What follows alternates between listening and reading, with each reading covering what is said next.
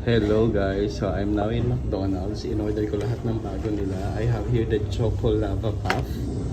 And then the Taro Custard Pie. And of course, yung bago nila na potato fries. Fan kasi ako ng potato fries. Yes, so we will try this one by one. Anong unahin natin? Sige, text kayo, boto nyo. Hindi, joke lang. Sige. Hello! So we're back to another food review. We have tried this one already. You may want to check that out. Also, I've tried this one already. Yeah. Now we're gonna go for the potato potato fry something. This is bago. Ayan siya.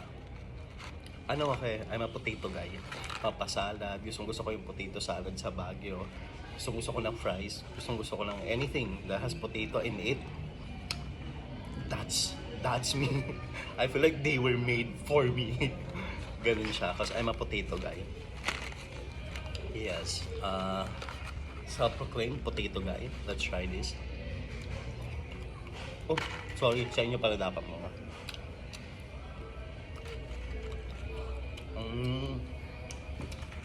Mukha akong ewan dito sa McDo. Pero galing ako sa game.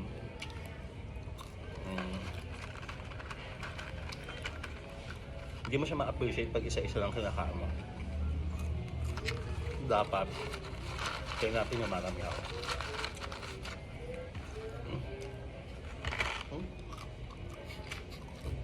Magagalang.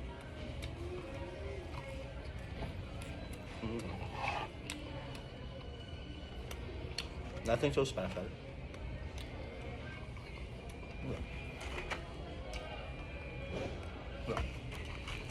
Wala lang. Ang pangalan pala niya Pop-tato. Akala ko potato lang. Pop-tato. It's Pop-tato lang. Kaya nga kung Sunday. Ito yung ginamit ko Sunday para sa custard pie. Saka sa Choco Lava Puff.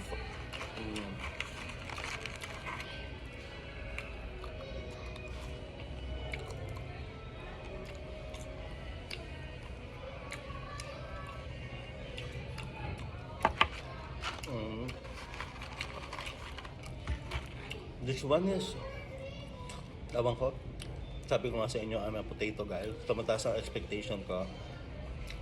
This one is a no-no for me, sorry.